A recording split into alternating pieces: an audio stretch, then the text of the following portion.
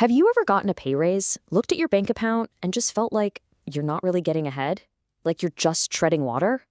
Well, it's a super common feeling. And you should know that feeling isn't just in your head. It's actually a fundamental economic reality for a lot of people. It's this sense that even though your income goes up, what you can actually buy with it doesn't seem to follow. This quote from a grocery store employee really says it all, doesn't it? It perfectly captures that gap between the money we earn and what it can actually do for us. So, to really understand why this happens, we first need to get clear on two key ideas. It all starts with understanding the difference between the number you see on your paycheck and the actual power that number has out in the world. Okay, so first up, we have what's called your nominal wage. The easiest way to think about this is that it's the sticker price of your salary. It's that straightforward dollar amount you see on your pay stub. But then you have your real wage. And honestly, this is the one that really matters. Your real wage is what your money is actually worth.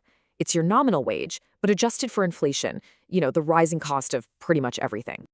So to boil it all down, your nominal wage is the amount, but your real wage is the power. It's what you can actually walk into a store and buy. A bigger nominal wage is nice, but if your real wage isn't growing, you're not really moving forward. All right, so let's look at how these two things, your raise and inflation, are constantly in a race. This is where that feeling of financial stagnation really comes from. And here it is, the heart of the problem. If the prices of goods and services are climbing faster than your paycheck is growing, then your purchasing power is actually shrinking. You might be making more money, but you can buy less with it. This chart is a great way to see it. Look at that gap. When inflation is running at, say, 5%, but your wage growth is only 3%, your real income is actually going down. That gap represents a real loss in what you can afford. And believe me, this isn't just a theory. A look at some major companies shows exactly how this works. You can see these big nominal pay increases, which look great on paper. But once you factor in inflation, the change in real wages tells a very different story. In some cases, it even goes negative.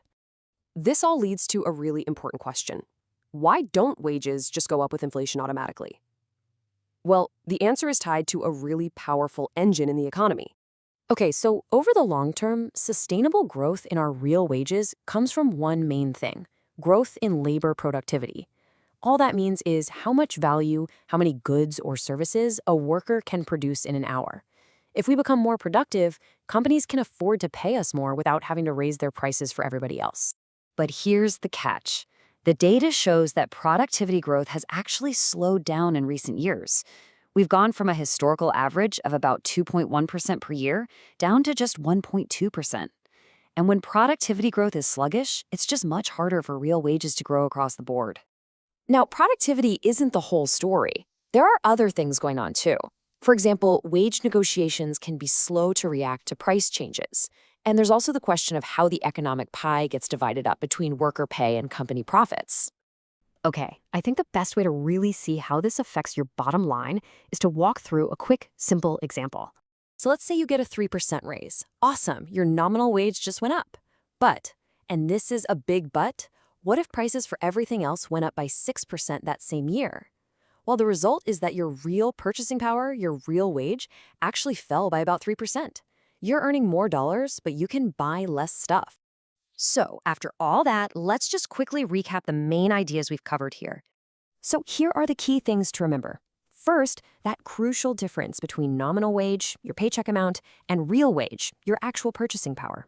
Second, if inflation is winning the race against your raise, your real wage falls. And third, long-term growth in what we can all afford is driven by labor productivity. This is really the dynamic that explains why you can get a raise and still feel like you're just trying to catch up.